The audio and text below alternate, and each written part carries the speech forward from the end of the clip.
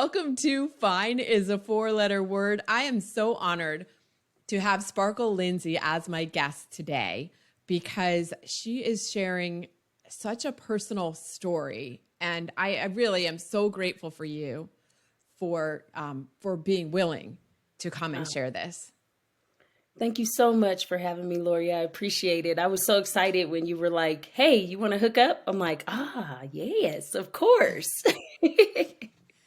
Yeah, so we are going to talk about so many different topics. We're going to keep it to our normal format, but I know that we could talk forever. But some of the things that I want to make sure that we do cover is talking about progress over perfection and those stories that we make up, that we tell ourselves that are just made up, and how we, wanting to fix everything for everyone else, but really we only have control of our own stuff. So let's start out by having you share some of the beliefs that were instilled in you as a child that then affected you as you grew up, and things that, beliefs that you carried with you that may or may not have served you. Well, I grew up the oldest of five.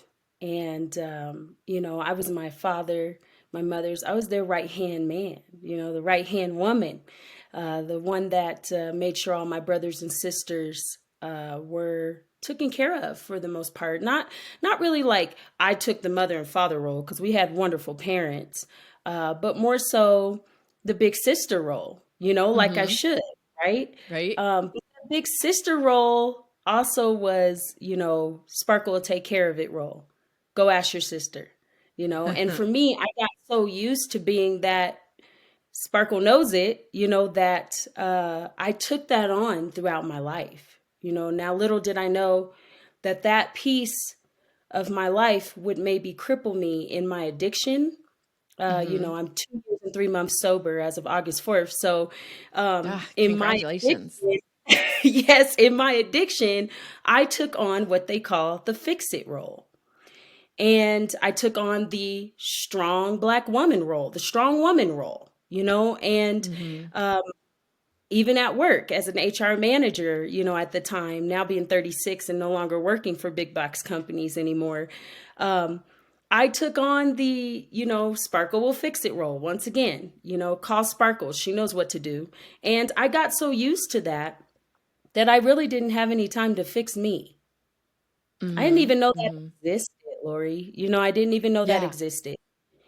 Yeah. And a big portion of that, I suppressed a lot of my issues, a lot of my problems, or a lot of things that were bothering me because I felt like I had to be that superwoman, that fix it person, that person that had to have the answers. And, being a recovery coach now, I can really look at the difference between how I am now and being able to allow people to fix their own issues, to walk alongside Right. them, but let them know that it's theirs to hold, not mine's to keep.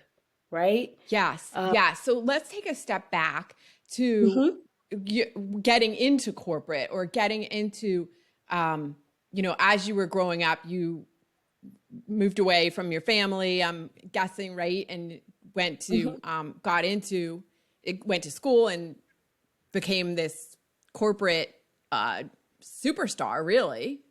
Yeah. So so there's a part in my life there where I also played college basketball. So it started where That's I right. was paving the way for my brothers and sisters. I was showing them how it's supposed to be done. That American dream where you go to school, you get a degree, you play a sport if you can, try to get a scholarship or an academic scholarship. And I received academic scholarship, I received a vocal scholarship, and I also received a basketball scholarship. So through all of those, I chose basketball. That was my sport. But I also battled 4 autoimmune conditions, and the first autoimmune hit me in the middle of my college basketball season, where I dropped from 140 to 107 in a week and a half. Oh my gosh. And I was told I'd never walk again, and that I'd be in a wheelchair. And so, gosh, that scared me. It scared me, Yeah, but of I never course it cried. did. Yeah, I never cried. To me, it was, I can fix it. I'm going to walk again. I mean, I went into fight or flight mode. There was no such Hmm. thing as this is not going to happen, you know. But little did I know later on in life, because I suppressed all of that and didn't cry about it, it came back later and it got me. You know, it got Yeah. me because, huh? I was going to say, did you go through any counseling at that time? You know, I did not. And that is the reason why I harp so much on recovery coaching and getting those legs to your table and getting the help you need and raising your hand to say, I need help and I need to talk to someone. You know, Yeah. Yeah. mental health and being able to speak up in the African American community, but also just period in people, is to put the H on your chest and handle it. Right. There's nothing wrong with you. You can deal with it. You don't need to cry. What you crying for? All of those things that we tell ourselves this too, like, Mm-hmm. I'm not Mm-hmm. gonna cry today. I'm Yeah, not I gonna cry. got it. It's fine, Yeah. right? Why aren't you gonna cry today? You know, like, come on. But we weren't taught that in our society. We were not taught to allow ourselves and give ourselves permission to feel and to cry and to know that we're human and that we Yeah. have to start with ourselves first, you know? Right, right. Okay, so you did get yourself to walk again. Mm. Oh, yeah. So I retaught myself to walk. I played another 2 years of college ball. That's I tried out. amazing. Like, not only did you relearn to walk, you went back and played ball again. Oh yeah, I went back and I said it's on. We're doing this. Mm. I then went on to try out for the WNBA, but I realized I was going to sign, and I realized how exhausted I was, Yeah. and I needed to turn it down. I had just been through quite a bit, and I went on ahead, got my degree, got a double major and a minor, and went on ahead to jump right into a manager and training role for Kohl's. And that is where I was taking everything I learned from basketball, from the determination, from the motivation, this strong female, that was looked up Hmm. to, revered by a lot of other young girls and young men. And I'm like, I'm doing it. I'm getting ready to come out making 60,000 a year. I'm 24 years old. Let's do this. I was Hmm. on a mission. Still, I was on this mission of, in my head, I don't think I'm good enough, so let's keep going. Yeah, just keep Which, pushing. Because, yep, which later on in turn came back to get me, because hmm, that type of thought threw me into perfection. which is an illusion because there is no such thing as we know. Yeah. Exactly. But to me, we were going to get it done. I am the fixer. This is what I do. We will take care of it. We will take care of it. All of these Right. words that are stuck in my head, we will do this. I got you. Don't worry. We'll take care of it. All along, I wasn't taking care of me. I just didn't recognize it. I was on autopilot, you know? Hmm. As a lot of us are, even at, at I don't want to say advanced ages. That makes us sound like we're in our like 90s. But no, even even farther down the road, people who are older than you were saying you were 24, 25, Yeah. many years later, 10, 20, 30 years later, a lot of us are still saying that same thing. Yes. A lot of us are still saying that because we're leaders. Hmm. We are leaders that feel like we have to keep moving. And for me, being a leader, I was an athlete, a starting athlete. I was an executive for three biggest box companies, right? Yeah. Leader. Okay. Now, as a spiritual leader and into my spiritual realm, I am a healer, and that's still a leader role where we have to still let ourselves know, okay, we're still human and we still got to work on us, right? But Right, a lot of right. Well, times, ego hits you and you're like, I'm the fixer, so I can handle it. I'm okay. yeah, exactly. So at what point did you came from being an athlete, elite athlete, Mhm. into the corporate world, and then how did you manage that? Is that why you turned to the substance abuse that you did? Was it to help you manage the overwhelming task of trying to be perfect and manage everybody? Well, I think, for me, I was never a big drinker. My drugs of choice were cocaine, Molly, and alcohol. But cocaine was introduced to me around 26, and that made it where I could drink more. At the time, I was partying. Like for me, I had a degree. I'm making 68, 70,000 a year. I'm running teams of 300 to 400 people, running remodels. I mean, I'm honestly just living the life of a 26-year old, right? That's a lot of But responsibility for a 26-year-old. it is. And a lot of that stress that I was holding on to, I was festering. And then when I get off, I'd say, oh, like everybody else says, I just need a drink. Let me just relax. I'm going to take a drink. Everything the TV and the media and people do on a regular, I was doing. I'm just Yeah. relaxing. They make it seem like you got to relax with a drink, right? That's how you relax. Yeah. Our Yeah. society is a little messed up in that regard. Have some wine and kick your feet up. Like I'm like, well, can't we just have tea or Yeah. Yeah. kick your feet up, have tea? Come to my house. We're having tea over here. Right. Maybe have some coffee and a good conversation. Yes. But that's what I was used to. But instead, it was get off work and party. Get off work and where are we going next? I traveled a lot. I partied a lot. I had a lot of fun. But that little bit of drink and stuff and all of that was creeping up on me slowly. It was creeping up on me. The stresses were starting to get me. And I was maintaining it. I had many accolades. I was doing great. But I secretly was still drinking. And I had people around me that were drinking. All of us were drinking to get through or reward ourselves for like our long 13 and 14-hour days, right? That we had no boundaries to set for ourselves and say, Right. I'm only doing my 9 hours and going home. But not us. We had to take it to the limit, right? We had to fix everything and then work ourselves to that 14 hours and be on autopilot and then go home and drink and party before it became a cycle. Yeah. And get up in the morning and do it again. And hope you're not hungover because you're going to have to run a whole team of people calling you, but you'll make it. Yeah. So how long did that go on for? Oh, that went on for a minute for me. It went on for about, I want to say, probably 13 years of my life through retail. Oh my gosh. I just was chasing my high. The cocaine got more. I was like having a hard time waking up, but I was still getting there. I was still focused. Like I could still do everything, but that's because of my autopilot brain. I was so used to what I was doing that it was just second nature for me. And my body, it needed the substance. It wanted it, it needed it. And that's what it was going to get regardless. And then I had something pretty shocking happen to me.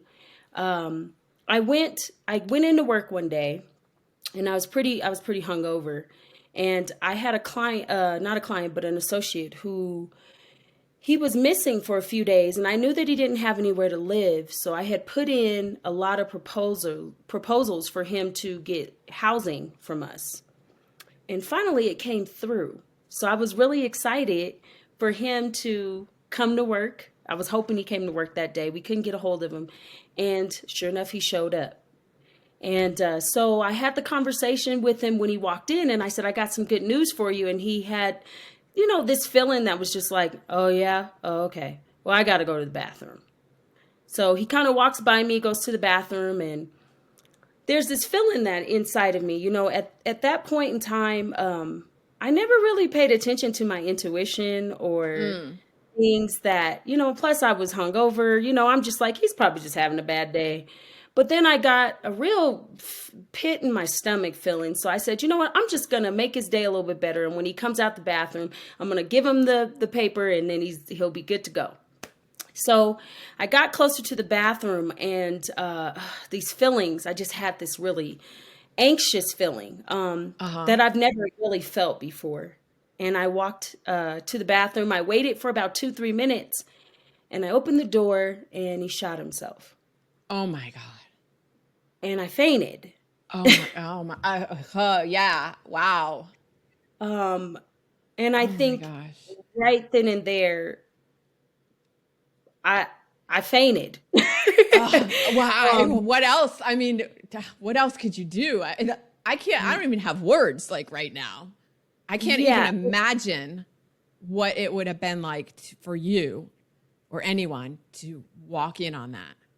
yes. And so I cried, I didn't cry, actually, excuse me. I did not cry. I went through a series of classes that helped me get through it, or supposedly helped me get through it. Okay. All Mm-hmm. the rest of the trauma that I had that I have not addressed, right? Just piled But on, remember, right? yep. So remember, we just put the H on our chest and we handle it. But in all reality, I was having nightmares as well. And my body was hurting. So my body started hurting again, and I didn't know what was going on. 6 months after that, I was diagnosed with lupus, which was my fourth autoimmune condition. So I had Mm. to immediately jump on what they call methotrexate, a form of chemo, and try to get it under control. So now I'm having nightmares. My body's hurting. I'm drinking and drugging to try to get through the day, to try to numb the pain and numb the hurt, because I haven't cried Mm. about this guy, killing himself or me being sick. Mm-hmm. And I'm still going to work and working 13-hour days. And now I'm having panic attacks if I walk in the store because the bathroom and the Yeah. loudness that was going on and the nightmares. And I'm like, oh my God, I got a drink to do this. I gotta, Uh-huh. I was slowly Just, but surely, Lori, sliding. I was tanking and I was yeah. holding on, but I was getting to that point where I'm in a deep abyss and I don't know when I'm going to hit the ground. Everything was starting to crumble around me and I didn't know how to ask for help. I'm the fixer. I'm not the person who's Right. supposed to.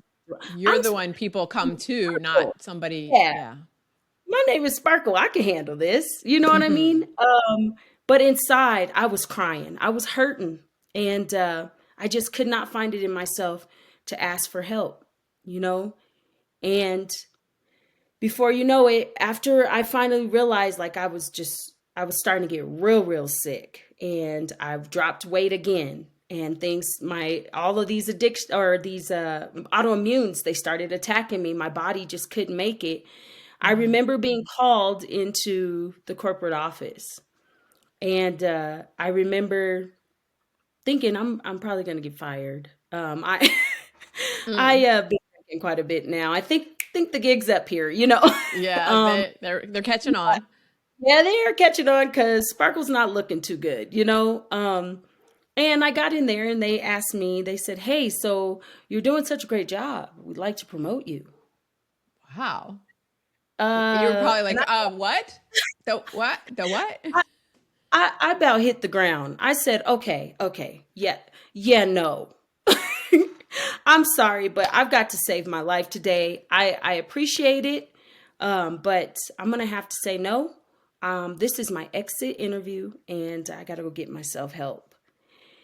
And at that point, I walked off. I remember I couldn't find which door to like leave.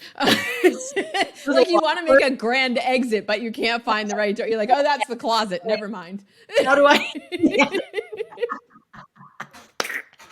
I said, "Oh, great." Like you're like, "Yeah, I'm noble." Oh, how do I get out of here? So Right. so, so I didn't even look back. I didn't want to look back and they'd be like, "This Uh-huh. girl now, look at her." So instead, I just kept going. So I kept going. I got in the car. I called my mom and I said, "I left my job. I left my job and I'm gonna go get help." And everybody's like, "Yeah." And I called my aunt and she's like, "All right, so we're going to make arrangements." And we were trying to do all of that. And then I decided to go with my ex-fiance up to Black Hawk for one last hoorah, of course, Mm, right? To drink, right. one last hoorah, just do everything. Got up there. We got into a big fight. I drank one last tequila shot and I ended up in jail. Wow. And that was when I knew they had me breathe, and I had the breathalyzer. I had had many breathalyzers, but this one was pretty big. It was a point 0.4. It was a point 0.4, and I was Like, how communicating are you even still alive, right? with all the medications and Mm-hmm. everything else, right? But then it was a point 0.4, Lori, and I was talking like this, like how we are talking right Yeah. now. It didn't even, Amazing.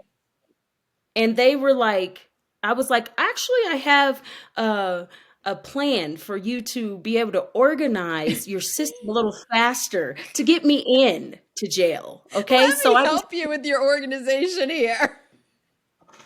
Oh while I'm my blowing gosh. my phone, Like, you you cannot turn off the corporate. Yeah. know, autopilot, right? So I knew then it's time to get help. I was scared. I was Sure. scared. But I went on ahead and I made the transition after I got out of jail. I took off How long for were it. you in jail? I was in jail for about 3 days because they had to make sure that my levels came down. My Okay. levels were not, they were up there for a long Sure. time. So I was in Yeah. about 3 days.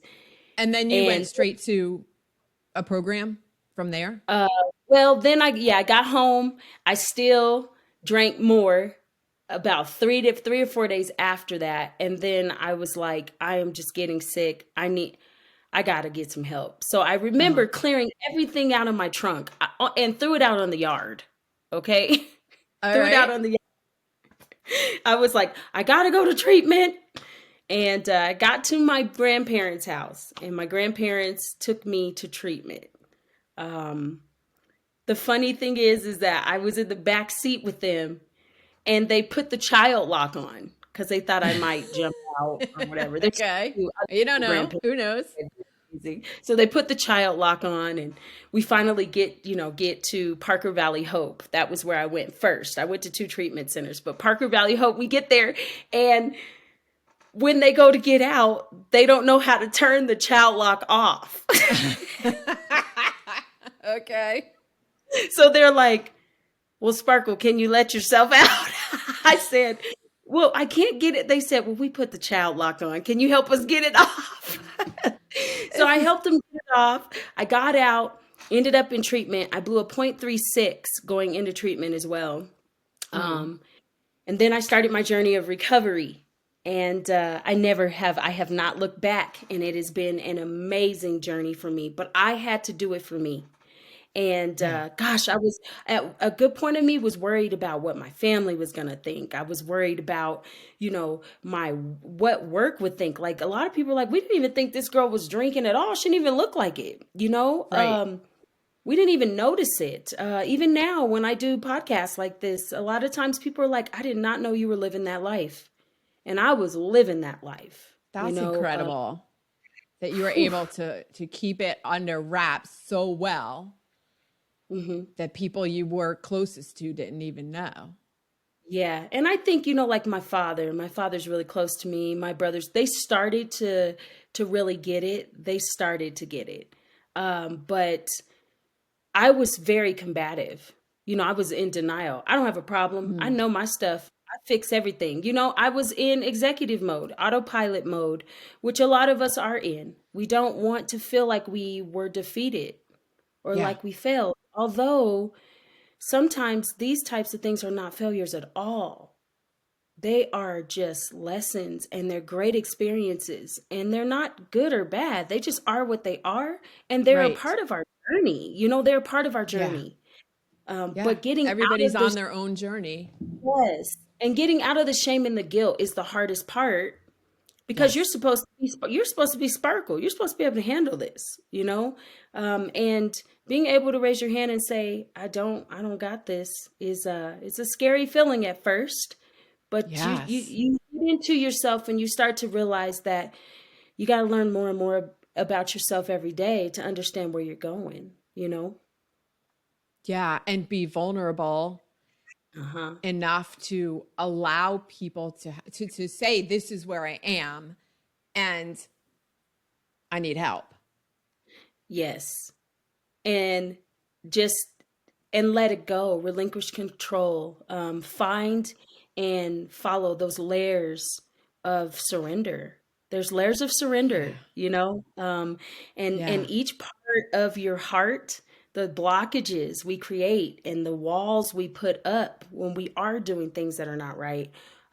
It is just amazing when those blockages start to come down due to the layers of your surrender that you say, I'm ready to do this for me.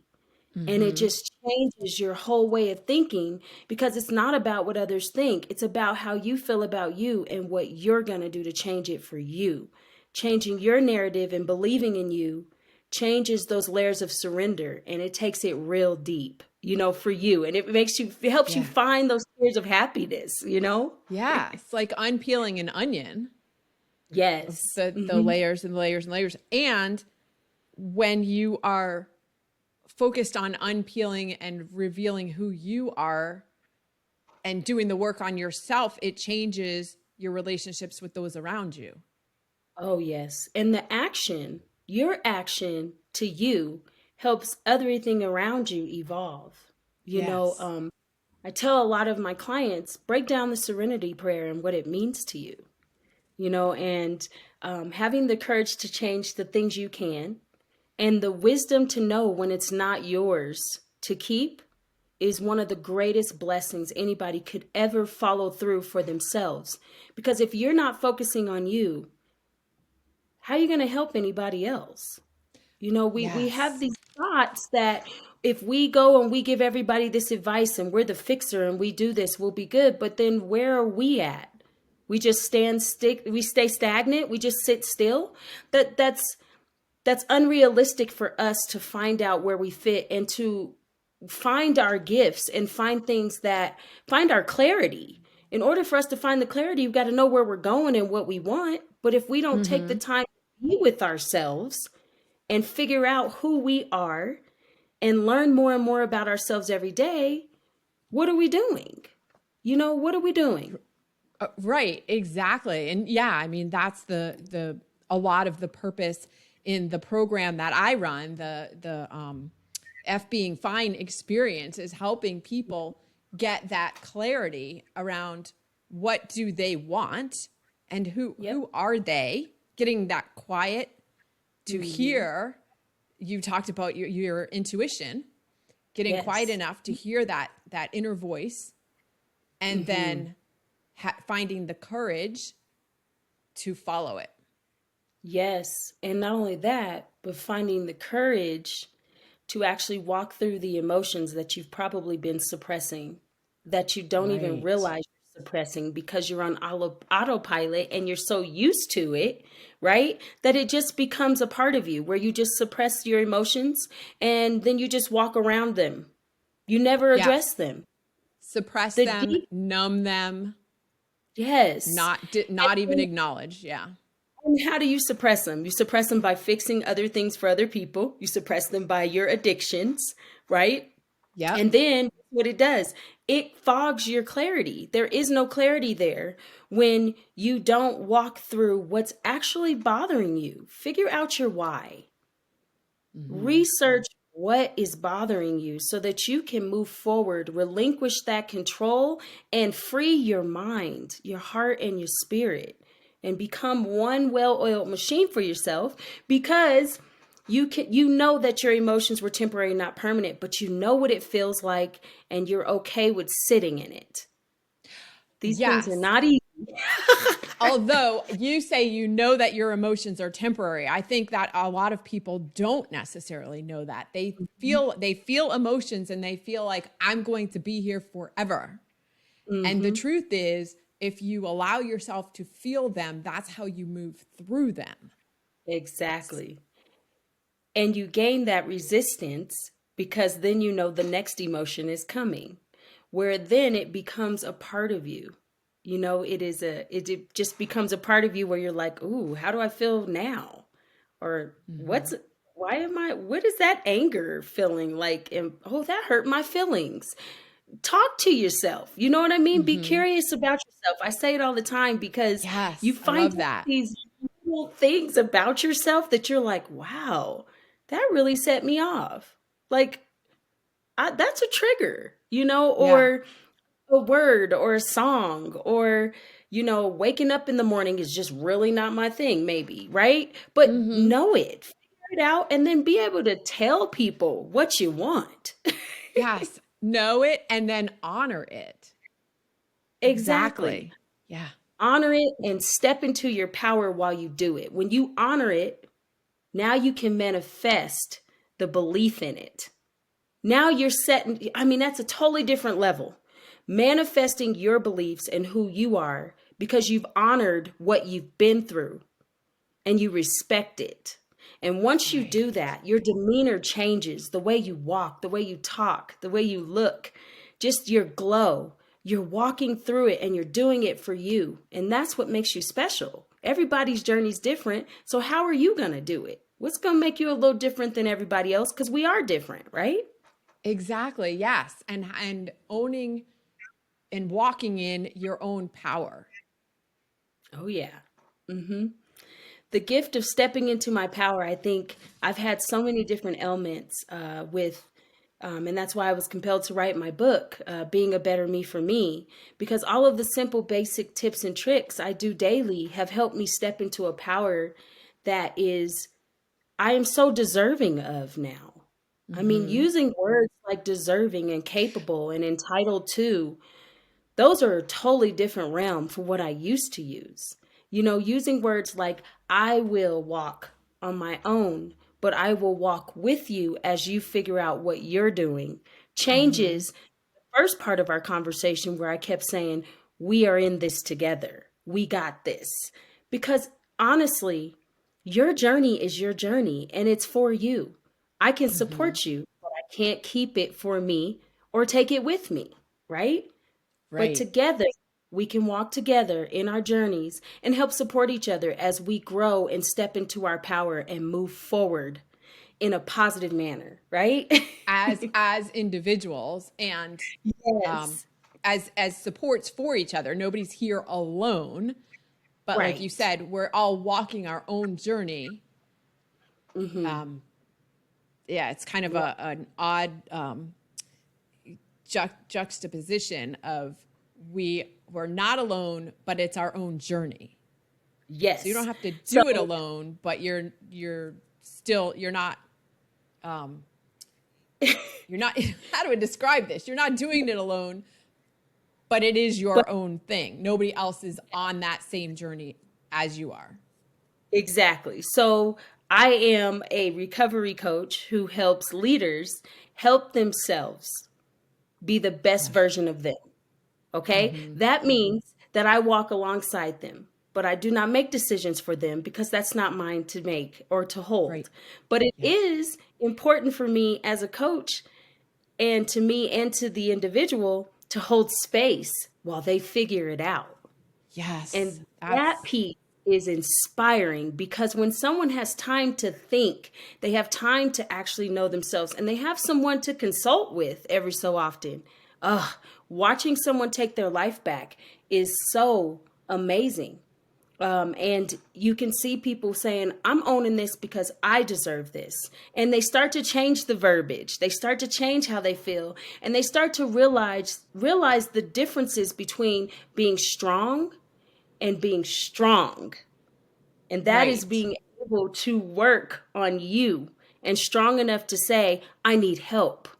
Mm-hmm. Mm-hmm. How can I fix this with me?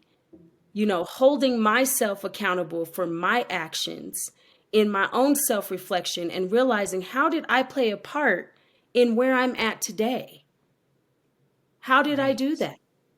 Those questions are hard to ask yourself, especially if you're in addiction or if you're in Mm-hmm. denial, right? But when you Right. immediately have the strength to ask yourself those questions, it takes you to a totally different power and a totally different level you never thought ever ceased to be there. It shows you that. You're like, wow, I've been just not, I haven't been seeing. I haven't been looking at myself. I've been watching why everybody else is the reason why I can't do. And Mm-hmm. so finally, when you start realizing I'm the reason why I can't do, I'm my own Yeah. demise. What am I doing? You know? Yeah. And a lot of people are not willing to take that responsibility. But until you Yes. are, that's when things really start changing. And you said something about deserving. And, you know, Yeah. I think a lot of times we've been taught that to say I deserve means that you are somehow specially entitled in a Right. negative, bad way. And that's not what we're talking about here. We're talking about just because you are a, you know, however you want to describe it, child of God, you are of this universe, you are Yeah. deserving. You are knowing or starting to understand your worth. See, a lot of times we downplay our worth because we don't know that. We haven't explored ourselves enough to know just how strong this temple is, this body is. When you Mm-hmm. start to embrace every piece of it and you look at it, you examine it, and you realize it, you're able to say, yeah, no, I'm worthy of so much more. I can do so much more. I know that because I know myself, and because I trust my body. I trust in myself to know that I can get there. And I'm going to need some help along the way. Definitely. And that's But okay. I'm solid and I know I'm grounded and I'm ready to take things by storm. And that right there is it's a strong way to be, but it's a wonderful feeling and it's whole. It makes you whole, makes you congruent and complete with your shadow side and your regular side, right? Because you got them And both. that is where so much power in that. So much Yeah. power. Yeah. Well, you are definitely on a mission. I'm so grateful, like I said, to have had you on here to talk about Oh, your journey. And before we go, first, what is your hype song? The song that you listen to that gets you pumped up, energized, enthusiastic, more than you already are, because clearly you yeah. are already a very enthusiastic person. You But know, what so is the the, song that takes it to the next notch up? so the next level, okay, so I remember that I was having a not a great day. And I remember having to sit in emotions and be like, ugh, I got to take the good with the bad. It just is what it is. And I got to just sit in it and let the day come to me. And I'm in the car, and out of nowhere, Mariah Carey, Make It Happen comes on. And ever since then, I've always heard it, I've always loved it, but I heard those words and they spoke to me. And ever since then, when I'm getting ready to do a speech, when I'm getting ready to even write a book or whatever, I just think of those words, the make it happen piece, and I say Mm-hmm. I'm going to make it happen. And I get pumped up like I'm getting ready to play a basketball game and it's a championship. Such a good song. Yes. Love it. Love it. All right. So if someone wants to get in touch with you and learn, have a conversation with you, tell us how people can reach you and then also how they can get your book. So if you do want to get a hold of me, first things first, if there are any emergencies or whatever, there is a crisis line that you can call, whether it's suicide, mental health, substance use, whatever that is. Make sure you make those calls to take care of yourself. My website is sparklelindsay.com.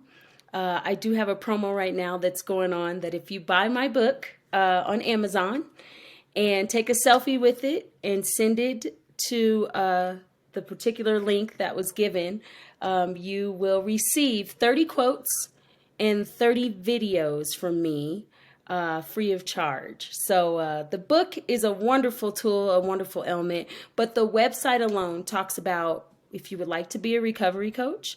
It talks about if you are looking for recovery coaching. There's also apparel on there if you want to wear your sparkle shirts or hats. So there's just a lot going on that website, and it just came out. So sparklelindsay.com will give you everything that you need to get a hold of me. Fantastic. We'll have a link in the show notes to the website as well as to the link that you just talked about so that people could get that special download after they buy the book. So Cool. wonderful. Thank Thank you so much for joining me today, Sparkle Lindsay, on Fine is a Four-Letter Word. Man, thank you for having me. And I just want to say it's an honor. It's always good to speak with you. Love watching your stuff on LinkedIn. So I always watch your things. So I'll be crazy excited to keep it going. Okay. Yes, we will. Thank you. All right.